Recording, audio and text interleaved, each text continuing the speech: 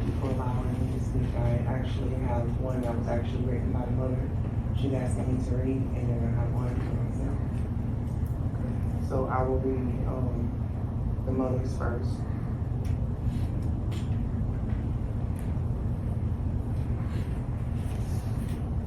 So it's letter to Deshawn. I always thought about what I would say or do to you if I ever saw you again, but seeing you again, I noticed that you're just a very sick person.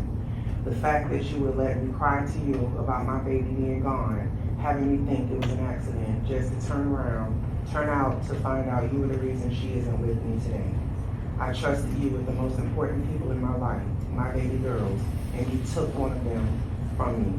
I treated your children like they were mine. Never thought in a million years you couldn't with mine. How can you sleep at night knowing the horrible things you did to her? And for what? Akeelah never did anything to you. She wasn't even a bad or difficult child. Why didn't you call me to get them? Why would you even volunteer to watch them? Was this your plan all along? That's a question I will never get the answer to. God talks about forgiveness, but I don't see how I can forgive the guy that murdered my first child. Akeelah was only 2. I will never see or hear her voice again, besides pictures and videos. I won't get to see her graduate, buy her first car, see her get married, all because a selfish person like you took her from me. Not only did you murder her viciously, but you did that in front of Brooklyn, a baby. I know she was traumatized and scared. She went through multiple sessions of therapy. She would just scream for no reason some days, and that's all because of you. You're an evil person, and they have something for evil people where you're going. I hope you feel the exact pain Akeelah had to feel in her last moments, but 10 times worse.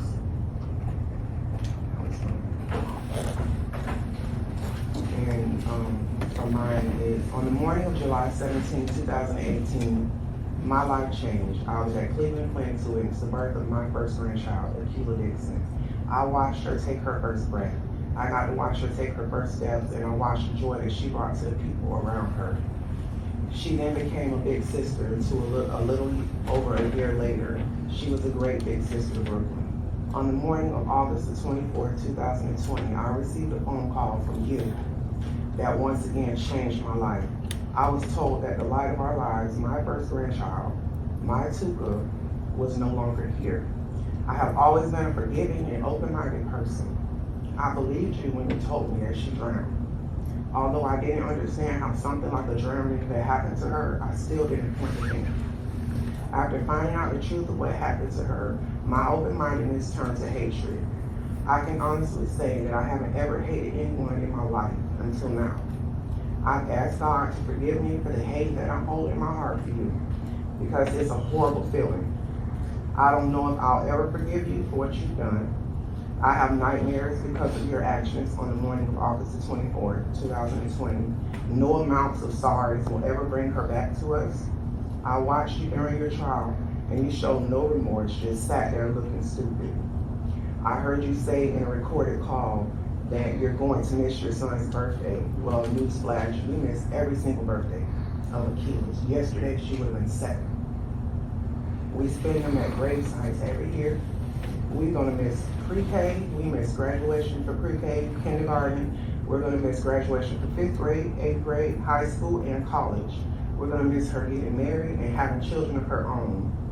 You may have missed your son's first birthday, but you get to watch your children grow up. Whether it be through pictures, on the phone call, visits with the Department of Corrections, you still get to see them grow up and flourish. I believe that there's a special place in hell for people like you. God sits high and he looks low. And you will reap what you sow. You don't deserve to breathe the same air that we breathe. Your actions have affected many people, not just our family. It affected first responders, the law enforcement that had to respond to this tragedy. It affected the community, and it affected the jury that had to sit here and listen to everything that was done to her. The amount of therapy that is needed when something like this happens is astronomical. I pray that every time you close your eyes that you see her beautiful, innocent face. No human, especially a child, should endure what you did to Akeelah. Again, I hate you, and I honestly think that death is too easy for you.